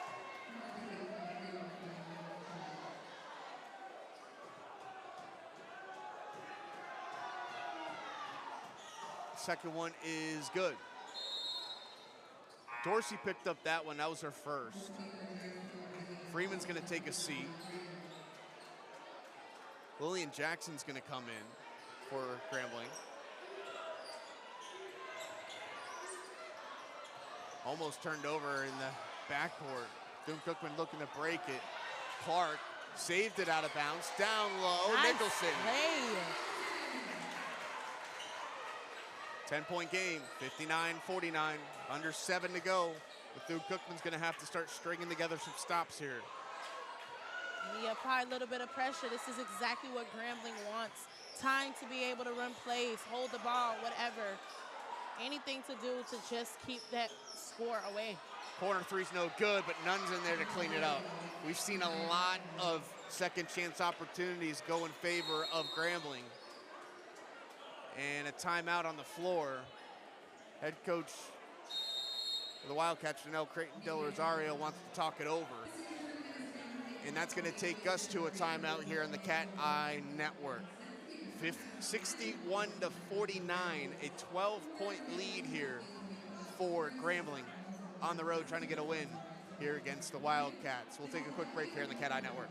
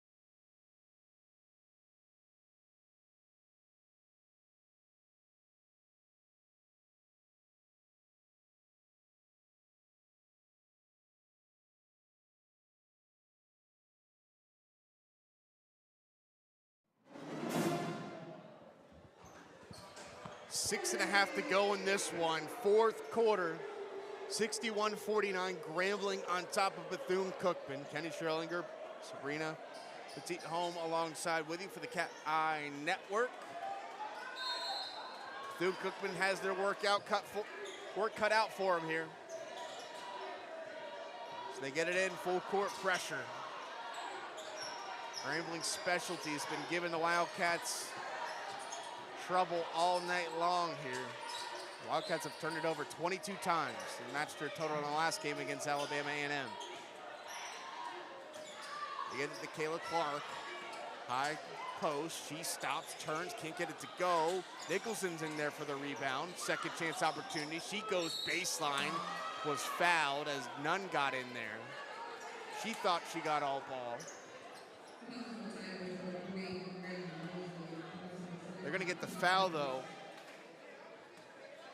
on Ariana Mosley. That's her second. And that's gonna send Asia Nicholson, the Alabama A&M transfer, to the line. Nicholson's got 16 points. This is exactly what she's looking for. She's 4 for 6 from the line here tonight. Misses the first one. 16 rebounds for her 19th double-double of the year.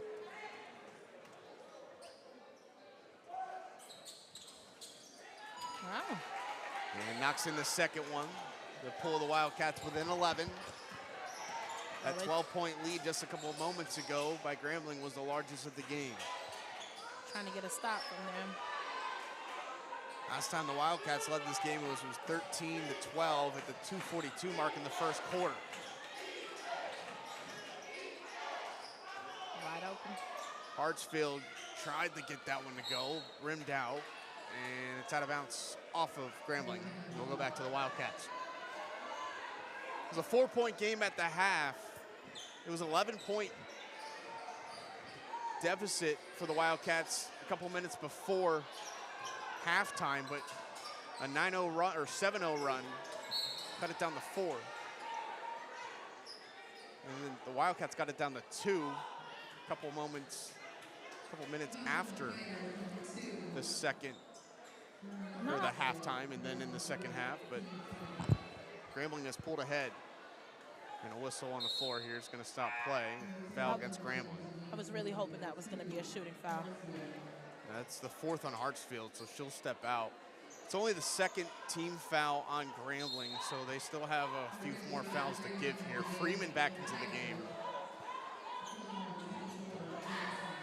This is like a replay from the boys game against JSU. They had a really powerful post player, Grant, down low, and they were switching them in and out. Under 5.5 to go. Clark, who's got 14 points, has been effective. Down low, they feed it, and a hard foul. Going up hard and getting the whistle is Jordan Brooks, or Lancaster rather, sorry. She goes up and she'll head to the line for the first time here this evening. Lancaster, 6'5" freshman from Lynette, Alabama. Big they'll develop over the years here at Bethune-Cookman. Knocks in the first one. Some height on our team.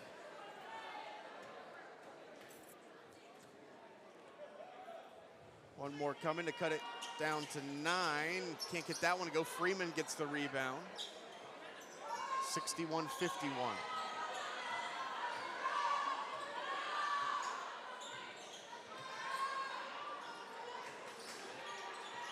Wormsley with it. She stops in the lane. Nothing but net. She's got 7. She's a leading scorer on the year for Grambling State. Bethune-Cookman's done a good job with her. Freeman, the leading point getter for the Tigers here with 18 points. The big down low. Trying to find an option for us to get us a play as well, too. Dorsey took a lot of contact there. No whistle. Nicholson drives, turns, Can't get that one to go. Clark gets the rebound. Couldn't get the second chance. It's out of bounds, so will stay with Bethune-Cookman.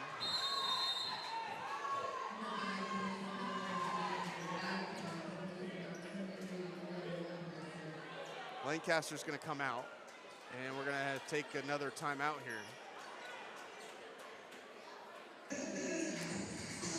And that will take us to a timeout here in the CatEye Network. 63-51, 4:24 to go in the fourth quarter. Grambling stayed ahead.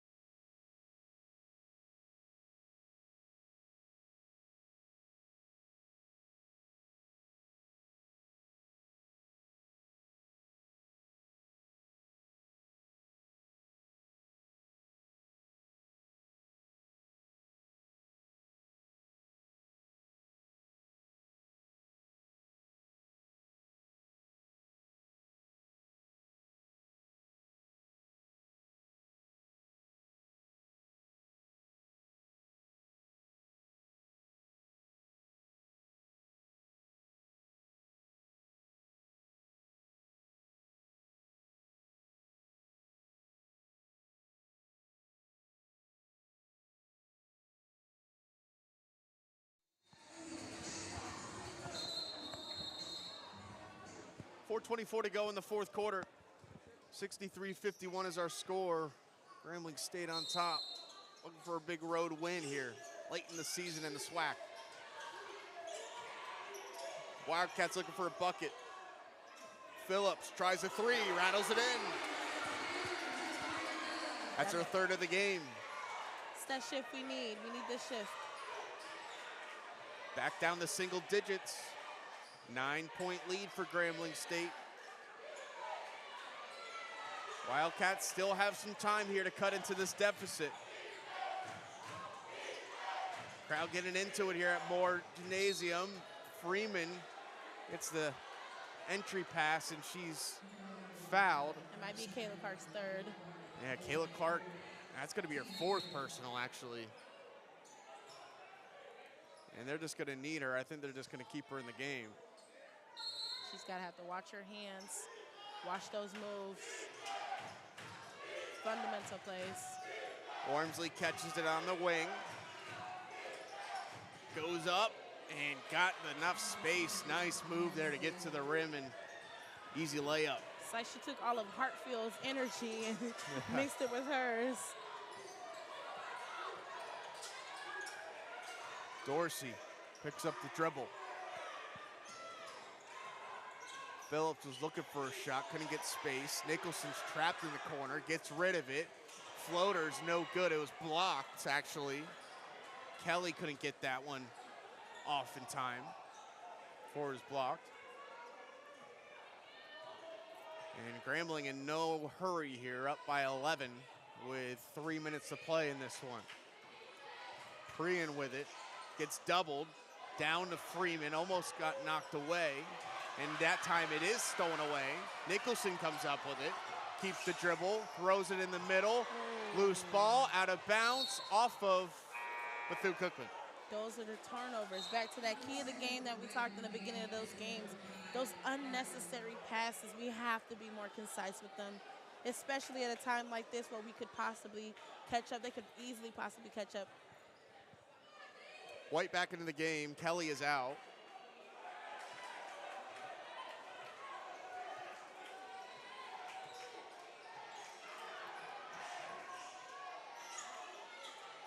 Grambling working around the perimeter here.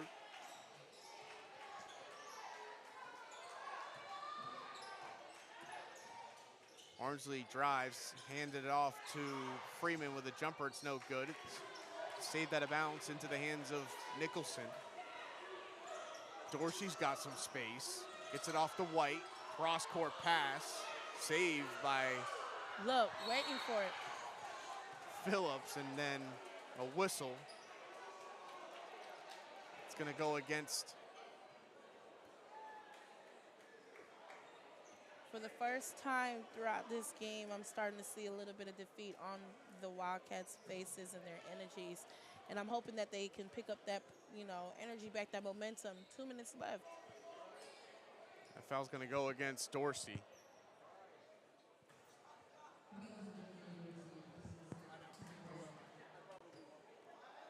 Dorsey's second. First free throw's no good for Prian.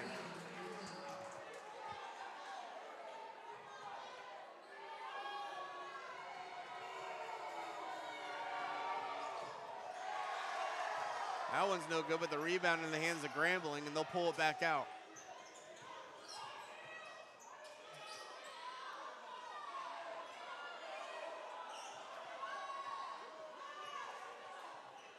Two minutes to play. Grambling in no rush.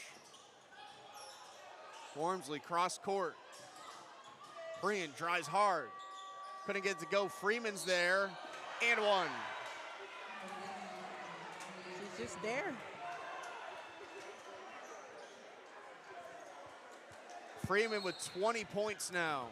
She'll head to the line for one more. Third foul.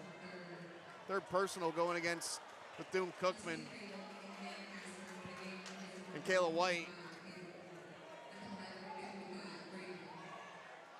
Oh, Kayla Clark might have.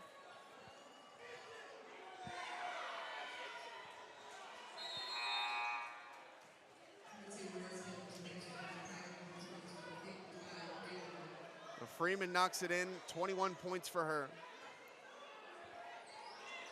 Grambling relentless with this press.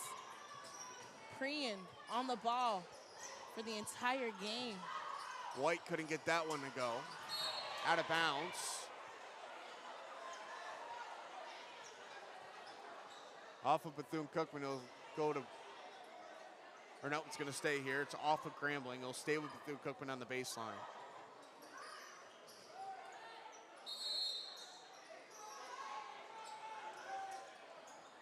Phillips tries a three. That one's no good, but the rebound in the hands of Kayla White.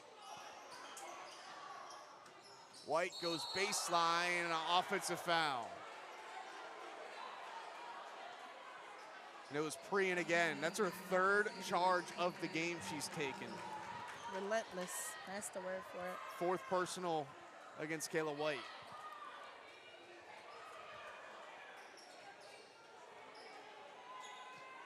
Oshine Prian has really been strong for this Tiger team. Only 8 points, 4 assists, 4 steals, but 3 charges. And they've been hard charges too. There haven't been cheap ones either. Sacrificing her body for the betterment of the game. That one was hard, and that was probably their easiest, because the first two had to take a couple minutes to get, or a couple seconds to gather herself on the floor. Wormsley in and out. Nicholson another rebound. Her 19th of the game. White with it. And this is going to be a block. Prian was looking for her 4th charge. She wasn't going to find it this time. And that's her 4th.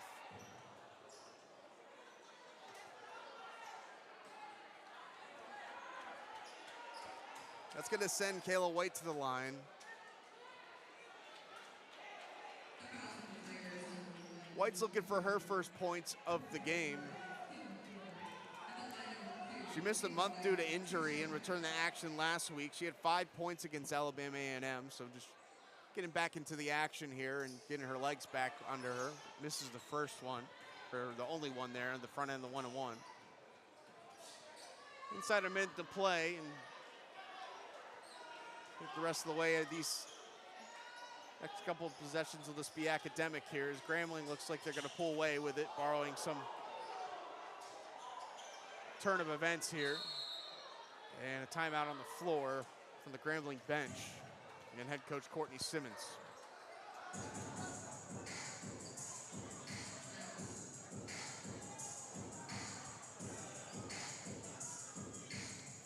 We'll stay with you here, 68-56. So Bethune-Cookman, a tough game here against Grambling State. We went back and forth in this one, but Grambling just a little bit too much defensively, and kind of wore out. Bethune-Cookman and their offense just couldn't keep up with them in the last few quarters here. So Bethune-Cookman will turn to Southern on Saturday. They have 2 more games after this, both of them at home.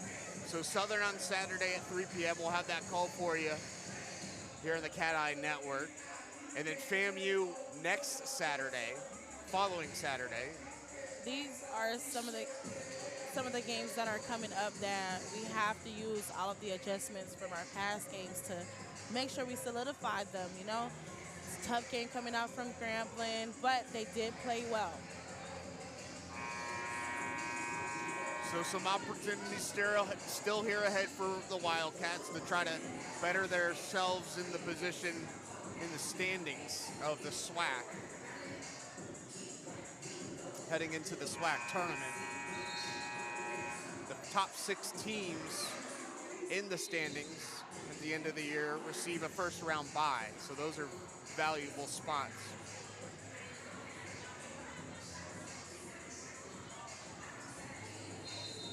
But the Wildcats have the benefit of closing out the year at home. No more travel left for them. They get it in. Nunn couldn't get that one to go. And a jump ball. It's gonna give it back to Bethune-Cookman. Well, 40 seconds to go. Game clock, shot clock, 10-second differential. And a timeout by Bethune-Cookman and Janelle Creighton Del Rosario. Wants to draw something up here.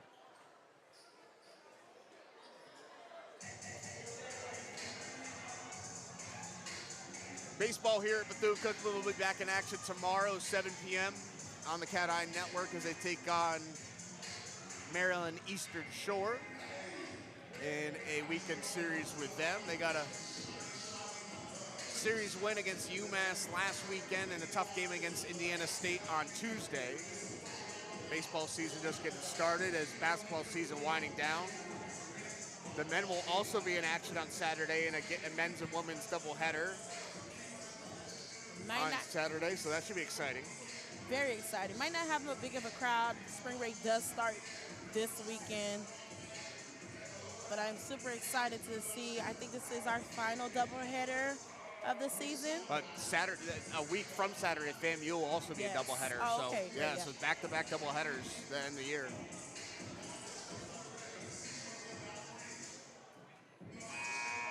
The men have set Southern as well at 5:30 on Saturday on the CatEye Network, and then they'll host Grambling in men's hoop on Monday before hosting FAMU on Senior Day at 5:30 on March 8th. And we'll have all those calls for you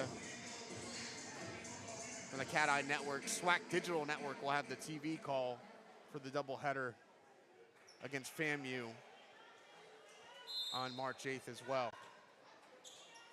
So 68-56, Bethune-Cookman looking to get it in. Nicholson catches it. White drives baseline, out to Dorsey. She gets fouled hard. And that's gonna be the 5th team foul on Grambling State. So that will send Dorsey to the line here with 33 seconds. Anything counts. To go here as Dorsey can just add to her stat sheet. Dorsey, only 3 points here in this one. Now 4 points, so she connects on that one, but really active, 4 assists, 2 steals. Really active defensively. She's played 35 minutes in this one. Knocks in the second one, so she's got 5 points. 10-point game and a timeout. Looking for a 3 here from the Wildcats. Maybe that could split the difference of how far we are. Shamari would be a really great candidate for that. Bethune-Cookman trying to get a couple steals here quick.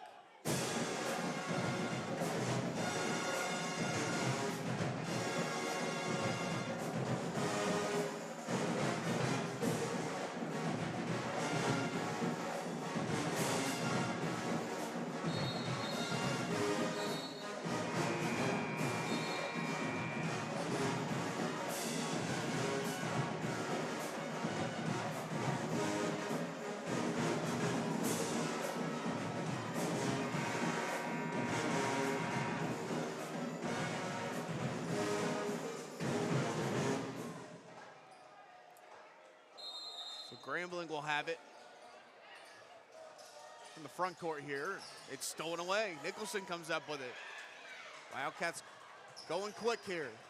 White, Dorsey, 3. No good. Rebound, Prian. She's fouled. And she'll head to the line with 21 seconds to go. Shot clock is turned off the rest of the way here.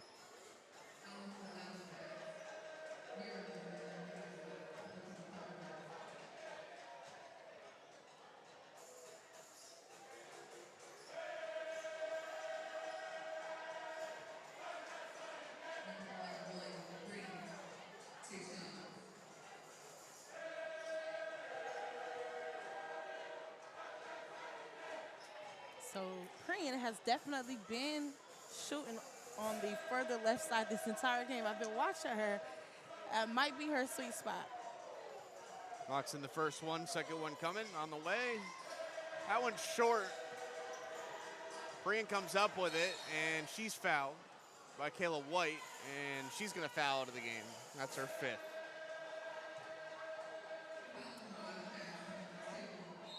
So she's going to have to come out.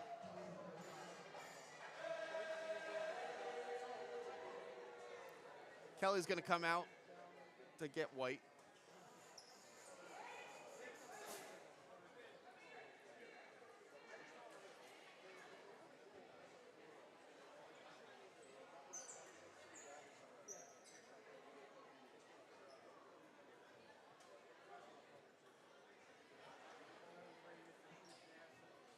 Officials getting word that she fouled out, so they're calling in Janessa Kelly.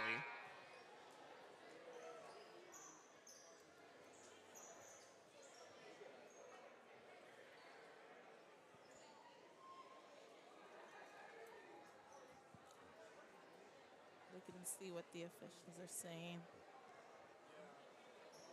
Gives the Wildcats enough time to create a little bit of play time with 18 seconds left.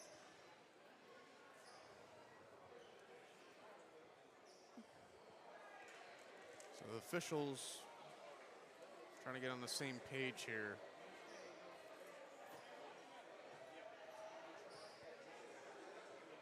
I think they were going to confirm who was going to the line for Grambling State. It's Priam.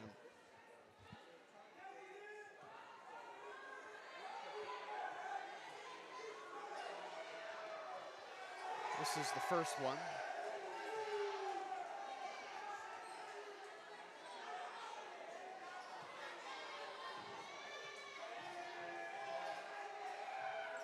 And the second one's good. Wildcats back with the basketball. They get it across and a whistle. Foul on Mosley.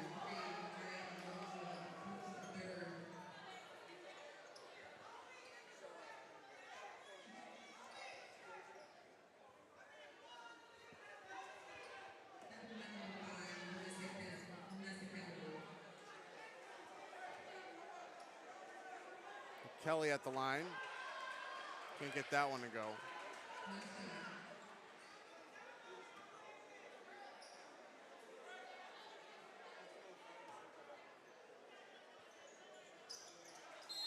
Second one, and a timeout taken by Grambling here. 15 seconds left to the game.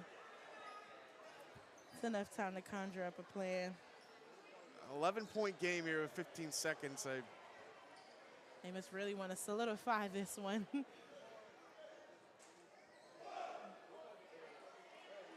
mean, both these head coaches just want to work on situations, I think, here. So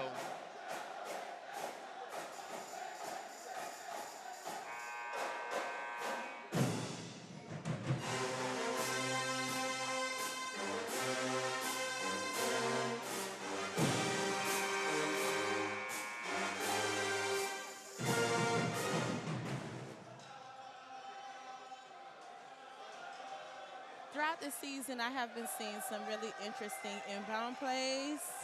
And the straight across the top of the key has probably been my favorite, because as soon as they hit that ball in, it's just like everybody scatters in so many different places. We never know who is it going to. We'll see if they'll let them play here. The shot clock's turned off. And we could call foul against Bethune-Cookman. Nunn's going to head to the line with 9 seconds to go.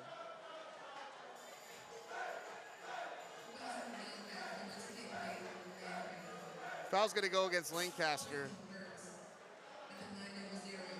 Her first.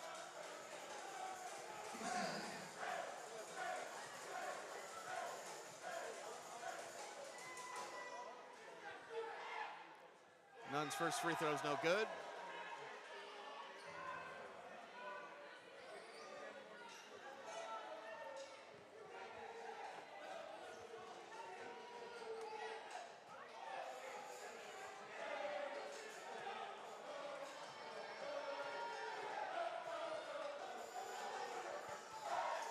Second one away, and it is good to make it a 12-point game. Up ahead. Phillips is going to try a three, no good. And that one's no good for Lancaster, and that's going to do it here. Our final score, 71-59, as Grambling State wins it here on the road to improve to 12-14 overall, 9-6 in the SWAC. Bethune-Cookman drops to 9-19, 6-10 overall, or in the SWAC in conference play.